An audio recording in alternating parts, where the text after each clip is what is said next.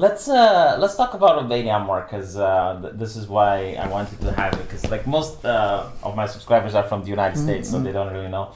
How was that during communism? Didn't we have two types of laws, ideological code and how was that? And the common law code? Yes, there was that portion of the criminal code that it was called the special portion of it, partea specială a codului penal. Yeah, we still have it. Yes, but now it deals with entirely different. Yeah, that's the special part of the criminal code today is about things like national security, and it deals mostly with the intelligence officers who betrayed the country or leak information that could lead to national security threats increasing and things of that nature. It's an entirely, it's called the same, but the content is entirely different. But at the time, yes, the special part of the code was about flaunting party rules or creating artwork that was either capitalistically decadent or how did they call it? Ideological conformity. Right. No, it had an actual name for it. Like ideological code or no. Crimes against ideology? No. If it was non-conform from an ideological perspective, it wasn't observing conformitate ideologică, the ideological conformity. That's what I'm saying. That's exactly how it was called, and it applied to newspapers. Well, the very few TV shows that got created. Definitely music, definitely entertainment of any kind.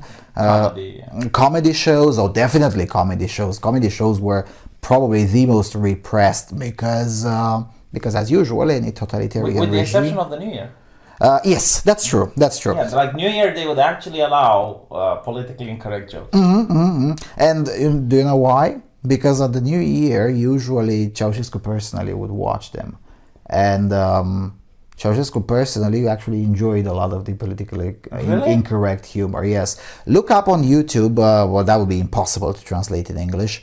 By Toma Caragiu between December 31st, 1976.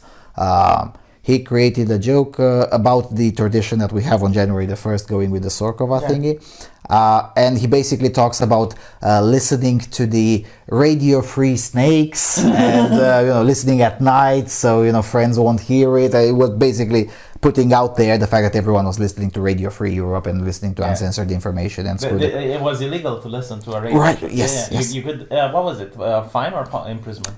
You wouldn't go to jail, at least not in late 70s. In the 80s, You'd get fired from work, though. You could get demoted from work, and yes, in some cases even fired. You could definitely, the punishment could be escalated if you were found not just listening to it, but adjusting radio devices for other people so they will be able to listen to it. And that was, again, if it created a bigger public scandal, once again the same mentality. Remember, like, people had galena, it was called, like they would take the receiver from a phone and they would connect the wires in some fashion and then like tie them to metal, and you could hear Radio Free Europe by doing that. That was it was possible, but it was mostly an urban legend, and the reason is because it only worked if someone had a stronger radio receiver inside that building, and that's when it worked. But if you happen to live in an apartment building that nobody was listening to Radio Free Europe, then there was no way you could do that.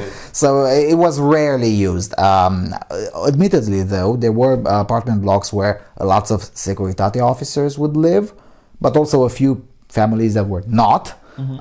And the children of the Securitate officers actually wanted to listen to Radio Free Europe, and their parents would not allow them. Oh, obviously. But the few non-Securitate people living there, they would. So that's why they would use that thing with the phone. That was the only. What was that Radio Free Europe that was so dangerous? Like, what exactly was the information that would threaten the regime so much that they had to ban the radio? Well, once they installed the Voice of Romania program, which was, I think, about 4 hours a day or something like that, and sometimes even a bit more than that. There were usually, most of the broadcasts were made by dissident journalists who had escaped from the country. And those journalists would know exactly the details about how the apparatchiks work. So they would be very easy. It would be very easy for those journalists to not just figure out which of the propaganda of the official messaging is wrong, but why it's wrong, where it's wrong, and they knew how to explain it until even the most illiterate pleb would understand. Skeptics. Right, kind of like that, but better. I mean, those people were really professional. Of course, they were very well paid by the CIA. Let's not pretend that didn't happen, because Radio Free Europe was funded by the CIA. Officially, now it's no longer funded by the CIA. Again, how would it matter the regime if everyone knew that everyone knew? Because at the end of the day, you weren't allowed to say it in public. You weren't allowed to. Yes, but again, in the 70s, it was kind of the open secret. Yeah, kind of everyone listens to Radio for Europe. Okay, try not to get caught. But in the 80s, when the economic situation deteriorated heavily, the regime started being really afraid of a public uprising, and they had a good reason to be afraid of it, because you had the public uprising in 82, another one in 83. Both of those you'll have to. It's kind of interesting because I didn't even know about. Yeah, 87 again, Brashov. Another one in 88, again Brashov. Two in Timișoara in late 1988. Very few people know about those. Yeah. Then 3 big attempts here in Iași. And then another one in Timișoara, which finally worked. I wonder if Americans can even fathom. Imagine having a mass uprising in your own country and you don't know about it. Because all of the information is controlled by the hands of a few people. The most spectacular one is the one in 1982 in Cluj, right in the neighborhood where I live now. Enough people got pissed off. Again, it's something coming back to the how dubious this population is. Yeah, it usually came from something small. Yeah, it was about the fact that foreign Arab students had access to slightly better supplied stores. It's the straw that broke the camel's back. Right. Yeah. And about 40,000 people came out and said, "Oh, okay, this is haram," right? And at first they just beaten up a few Arabs who were arrogant, but then they were, but then they were like, you know what? It's not. Well, the Arabs are just taking advantage. It's those guys from the secretariat. It's those guys who are at fault, and they went to them. That's what the Romanians do. They always make the last connection. It's like, hold on, where did they go? The politicians. Yes, and the whole city was placed under lockdown for. First of all, nobody got in, nobody got out from the city for about 3 months. Wow. All of the phone connections were cut out, and for about 2 weeks, nobody got in from or out from their houses. The military would supply you. What was the official? Some foreign agitators, right? Yeah, they were trying to instill sentiments. To ruin the balance of our multilaterally developed socialist society, and that message was only written once or twice, and then afterwards they were just saying, well, nothing happened. Kind of like nothing happened in Tiananmen Square. And if you were to go with the paper, and it'd be like, look here. It was a small kerfuffle in that neighborhood. Nothing to see here. Move along. I understand. That's it.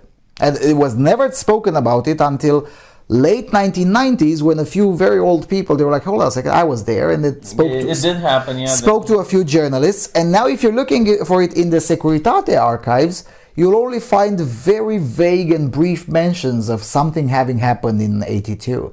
But that's it, because even the Securitate papers were destroyed. Yeah, imagine if in America, you would have something like this, that an entire city is under lockdown with military deciding who goes in and out, and all the social media would ban any footage of the story. They would outright say, you're not allowed to talk about this. Imagine social media not allowing you to talk about January 6th.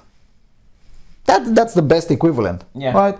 Except the one in 82 was much more violent than the Kabuki theater in January 6th. But something like that. Imagine that you're not allowed to show pictures, you're not allowed to talk about it, and it's I think with TR from England, I don't even want to say his name, because then you just on Facebook, there was a guy posting a picture with the activist TR, and Facebook took down his account.